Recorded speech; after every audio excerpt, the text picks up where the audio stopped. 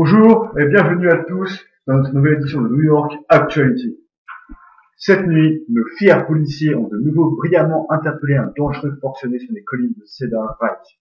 Il leur aura quand même fallu une course-poursuite de plusieurs heures pour parvenir à l'arrêter.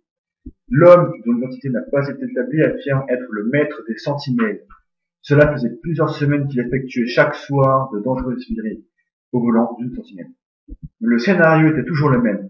Après avoir astiqué sa voiture tout l'après-midi, il partait à la recherche d'autres sentinelles afin de les contraindre à participer à un duel mortel dans les rues de notre paisible ville. Son but était de prouver qu'il était bel et bien le maître des sentinelles. Il tirait donc au Uzi sur ses rivaux et les percutait jusqu'à l'explosion de leur voiture. Peu de ses victimes ont survécu et ont pu témoigner de sa sauvagerie. John Richard, qui risque de passer quelques semaines à l'hôpital, aura beaucoup de mal à oublier cet événement. Je l'ai vu arriver dans mon rétro comme un dingue. Il a commencé à me tirer dessus. J'ai pas tout de suite compris ce qui m'arrivait. J'ai essayé de lui échapper, mais rien à faire. Il ne m'a pas lâché jusqu'à ce que ma voiture explose. Isabella Wompfield se promenait paisiblement près du stade de Staten Island. Je tapinais tranquillement quand j'ai entendu les crissements des pneus. J'ai sur le toc, mais je tiens sur la route, mais pour éviter la voiture.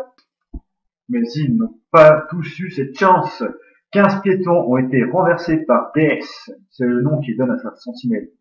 Pour que ce genre de tragédie ne se reproduise plus, la mairie envisage d'augmenter le nombre de lampadaires afin d'avoir des routes mieux éclairées et donc plus sûres.